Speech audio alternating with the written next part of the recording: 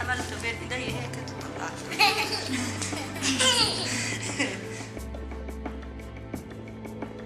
Rodina and her children were once again homeless and had to endure living in a tent for many months. Her husband Atta was even imprisoned for protesting the destruction of their home. قاعدين أنا وياهم قاعدة بطبخ لهم على الحطب وعلى النار وقاعدة بطبخ لهم.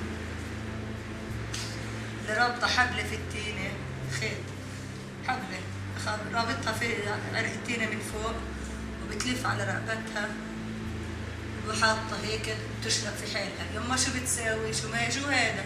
قال خلص يعني احنا بدنا نضل قاعدين في الشمس تحت التينة بدناش نعيش بدنا نموت حالنا.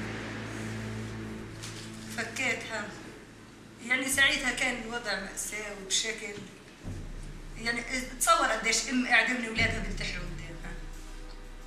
يعني حالتهم النفسيه لا تحت الصفر. في الليل حتى الليل والله ما بنناموا بالليل. طول الليل والله ما بنناموا.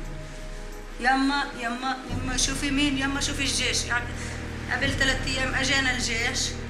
هذا تصوت من شقه وهذا يصرخ من شقه وهذا حاملته والجيش بيقول هاتي هويتك هاتي الهويه ومن دون ضوء. بقول لهم يما تخافوش بسكت فيهم بمسكهم بعبطهم انا بكون خايفه اكثر منهم. ايش بدنا نسوي؟ Here you have Palestinians that have no input whatsoever in the policies that are made. They're not on the city council. They're not in any of the decision-making bodies in the West Bank or Gaza. They're certainly not in the government. The policies are made in order to ensure Israeli control. So the law is designed in a way, in a very cynical way, to prevent Palestinians from building and to keep them confined in little islands so that most of the land of the occupied territories is free for Israeli settlement. These are armed settlements, about 190 of them spread all over the West Bank. Settlements are strategically built colonies of Israel that are connected by a network of roads which separate each Palestinian community from the next and confine their ability to expand. They are often constructed around the best farmland and water resources. They are surrounded by barbed wire. They are armed inside. Settler residents are required to be armed by the Israeli military, and they are defended from the outside by the Israeli military itself. The purpose of these settlements today, number one, is to continue the Israeli control and domination of the occupied territories. And the bottom line in all of this is to make Palestinians leave the country. It's a very hard term, I know, but in a sense it's a kind of ethnic cleansing.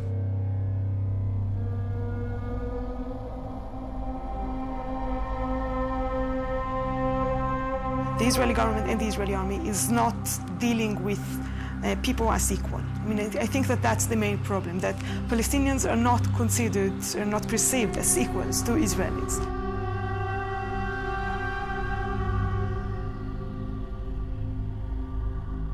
There is no specific discrimination against Palestinian Christians as opposed to Palestinian Muslims. It's a shared suffering.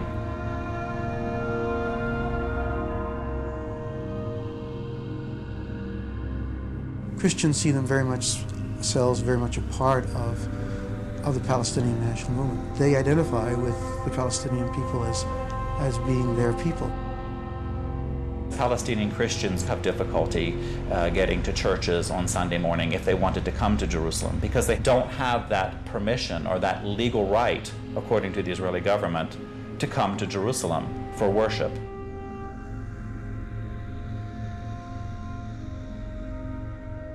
This I picked up in a home of a wonderful Christian family in Beit Jala.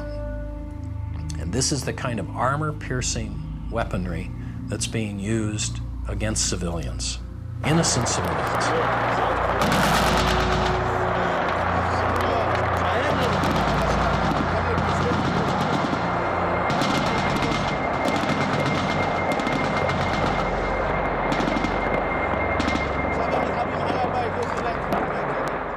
It's not easy to tell everything, you know.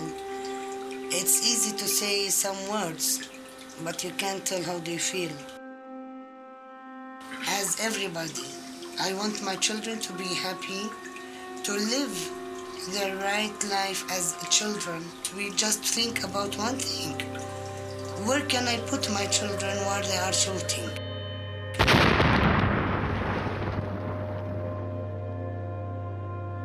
They didn't want to go to school because they are scared to come back and there is no house. They doesn't want to go without me and the father because they think that they will lose us.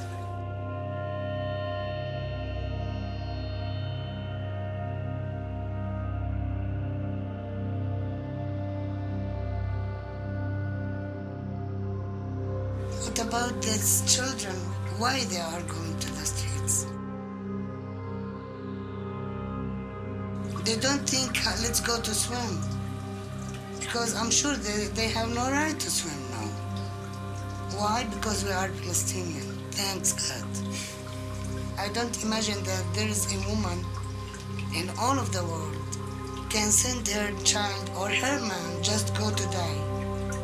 Do you think we are working all of this life to give them something and to let them die in a minute? Can you?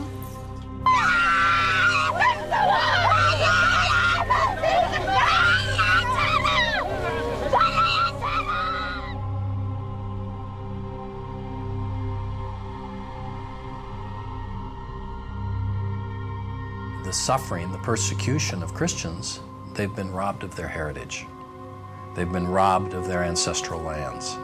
They've been robbed of their culture. Some of the first converts to the teachings of Jesus were Palestinians. So that's how long Christians have been in that land. Their quarter, the Christian quarter, has been really, really decimated and taken over and sliced up.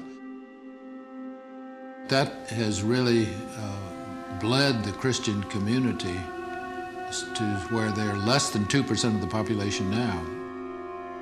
The presence of a Christian community within the Holy Land, can you imagine, where Jesus first stepped foot, will no longer be there.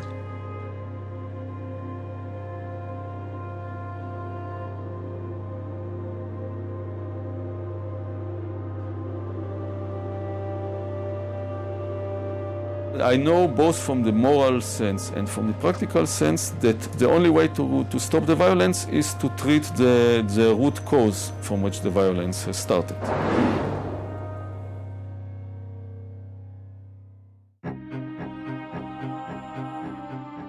The number one myth that Westerners have about this conflict is that Arabs and Jews have been fighting for thousands of years and they're going to continue to fight. This is really quite bizarre because all it takes is a little bit of reading of history to find out that this just isn't true. There is no congenital historical enmity between the Arabs and the Jews. The Jews flourished in the Arab world at a time when they were being persecuted throughout all of Europe. At the end of the 19th century, because of anti-Semitism in Europe, European Jews began to try and figure out a solution to the Jewish problem. A very small minority